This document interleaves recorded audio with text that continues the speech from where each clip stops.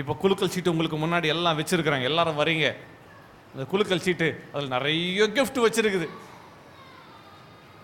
நிறைய கிஃப்ட் ஆண்டவர் வச்சிருக்கிறாரு. நீங்கள் விசுவாசத்தோட எடுக்கணும்.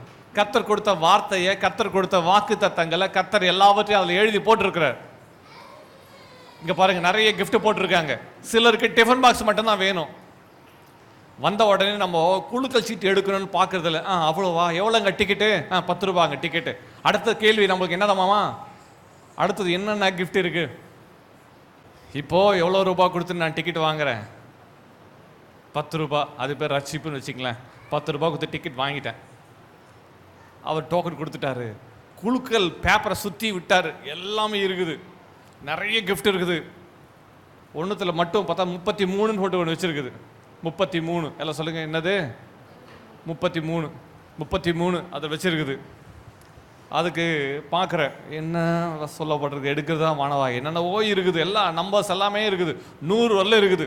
எல்லாத்தையும் பார்க்குறேன். நான் ஒன்று பார்க்குறேன், சே வீட்டுக்கு வெயில் காலம் ரொம்ப கஷ்டமாக இருக்குது, சர்ச்சுக்கு வீட்டுக்கு ஒரு ஏசி மட்டும் தான் ரோல் நல்லா இருக்குல்ல, ஒரு 2 ஏசி போட்டால் சர்ச்சுக்கு கர்த்தர் உள்ளத்தில் பேசுவாராக. ஆமே வெயில் காலத்தில் ரொம்ப கஷ்டமாக இருக்குல்ல, இங்கே ஒரு ஏசி, அங்கே ஒரு ஏசி, அங்கே ஒரு ஏசி போட்டா இல்லை, ஒரு ஏசி கிடச்சி நல்லாயிருக்கும் சொல்லிட்டு ஏசியை பார்க்குற நம்பர் வேறு 66ன்னு இருக்குது. ஜீசஸ், எனக்கு எப்படி ஆகிலும் எனக்கு என்ன கிடைக்கணும்? ஆமாம், ஏசி கிடச்சிடணும்.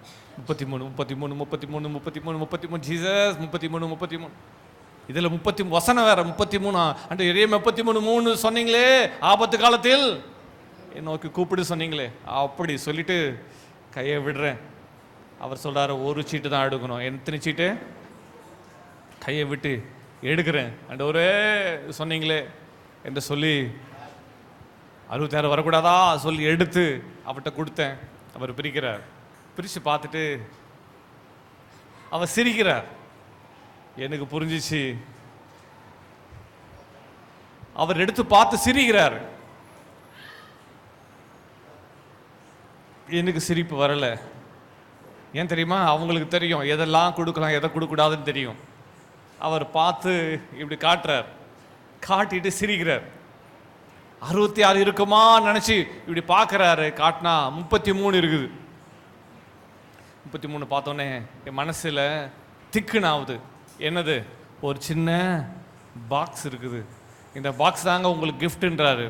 நான் சொன்னேன், இதுக்கு பதிலாக இன்னொரு முறை நான் குலுக்கட்டுமா அப்படி கேட்குறேன். இல்லைங்க, ஒரே முறை தான் குலுக்கல், வேணா மறுபடியும் டிக்கெட் வாங்கி